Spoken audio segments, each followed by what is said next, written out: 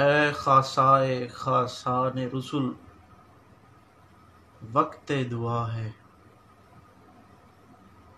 امت پہ تیری آ کے عجب وقت پڑا ہے۔ جو دین بڑی شان سے نکلا تھا وطن سے، پردیس میں وہ آج غریب الغربا ہے۔ یوٹیوب چینل فقیر حقیر کے ساتھ ناظرین، محمد حمزہ اسلم آپ کی خدمت میں حاضر ہے۔ تو اے مولا اے یثرب، آپ میری چارہ سازی کر، میری دانش ہے افرنگی، میرا ایمان ہے زناری۔ احباب ذی وقار ناظرین، آج کے دور میں رہنمائی، لیڈرشپ اور معاشرے میں جو استاد کا کردار ہے وہ ناپید ہو چکا ہے کہ ہر معاشرے کا یہ اصول ہے کہ اس کا کوئی نہ کوئی بڑا ہوتا ہے۔ جس معاشرے میں کوئی ایک بڑا نہ ہو تو معاشرہ بے راہ روی کا شکار ہوتا ہے۔ آج کل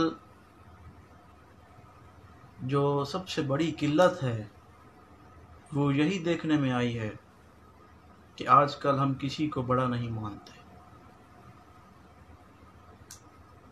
بڑا ماننا الگ بات ہے،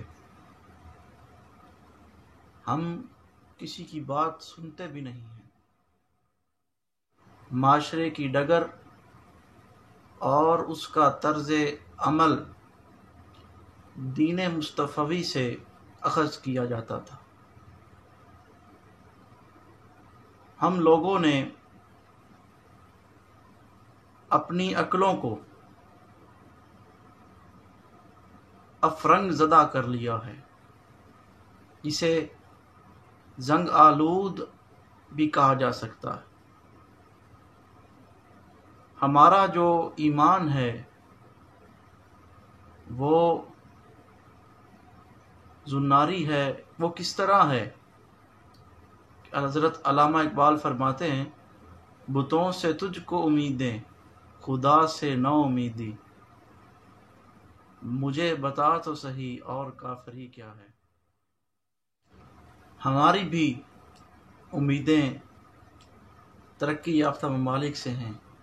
ہم چین سے امید لگائے بیٹھے ہیں، ہم IMF سے امید لگائے بیٹھے ہیں کہ وہ ہمیں روپیہ پیسہ دے گی، قرض دے گی اور ہم ترقی یافتہ ہو جائیں گے، ہماری معیشت بہتر ہو جائے گی۔ آج اگر ہم اہل عرب کو دیکھیں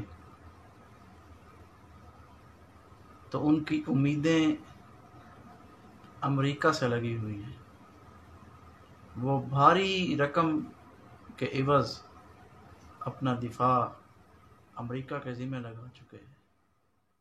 ہمارے حکمران کبھی چین کے آگے ہاتھ پھیلا رہے ہیں، کبھی IMF کے آگے ہاتھ پھیلا رہے ہیں، کبھی آل سعود کے سامنے ہاتھ پھیلا رہے ہیں۔ تو اس بات کے اوپر علامہ محمد اقبال صاحب کا شعر جو ہے وہ صحیح بیٹھتا ہے۔ آپ فرماتے ہیں کہ بتوں سے تجھ کو امیدیں، خدا سے نا امیدی، مجھے بتا تو صحیح اور کافری کیا ہے۔ آج ہم ذلیل و خوار کیوں ہو رہے ہیں؟ اسی وجہ سے کہ ہم نے کتاب کو بھی چھوڑا اور سنت کو بھی چھوڑا۔ حضور کا فرمان کہ میں یہ 2 چیزیں اپنی امت کے لیے چھوڑے جا رہا ہوں، اگر انہیں مضبوطی سے تھامے رکھیں گے تو یہ دنیا میں بھی کامیابی کی زندگی گزاریں گے اور آخرت میں بھی کامیابی ان کے قدم چومے گی۔